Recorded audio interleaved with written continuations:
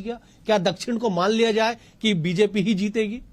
नहीं, ऐसा मैं बिल्कुल नहीं मानता। कोई अभेद नहीं होता। देखिए, इस देश में अटल जी को भी लोगों ने हारते हुए देखा, इंदिरा जी को भी लोगों ने हारते हुए देखा, तो कोई अभेद गढ़ नहीं होता। परिस्थितियां होती हैं। देखो, सरकार होने का भी लाभ मिलता है, चाहे वो परोक्ष रूप से मिले चाहे अपरोक्ष रूप से मिले। उनके पास तंत्र मंत्र प्रशासनिक ताकतें भी रहती है, पैसा भी रहता है, पावर भी रहता है, और कहीं ना कहीं चुनाव कमीशन भी थोड़ा सा इस बार संदेह के दायरे में रहा। और आप देखिएगा, इस चलते चुनाव में जब हम चुनाव प्रचार में जाते थे तो चांदी की पायल सोने के सिक्के जैसी बातें तो हमको सुनने को आती थी। हमको ये भी सुनने को आता था कि एक तथाकथित पूर्व मंत्री जो अब सांसद बन गए हैं, उनके बंगले में लाइन लगे रहती थी कि आप उंगली दिखाओ और पैसा लो और वहां पर चुनाव चिन्ह लगाओ। ऐसे कई ताकतों का उपयोग किया गया। आपको याद होगा, चलते चुनाव के बीच में जब महाराष्ट्र के भी चुनाव चल रहे थे, तो नितिन गडकरी जी इतना महत्वपूर्ण चुनाव छोड़ के चलते चुनाव के बीच में आए और उन्होंने यहाँ कई हजार करोड़ के ओवरब्रिज की घोषणा की। उसका अधिकांश क्षेत्र दक्षिण में भी आता था।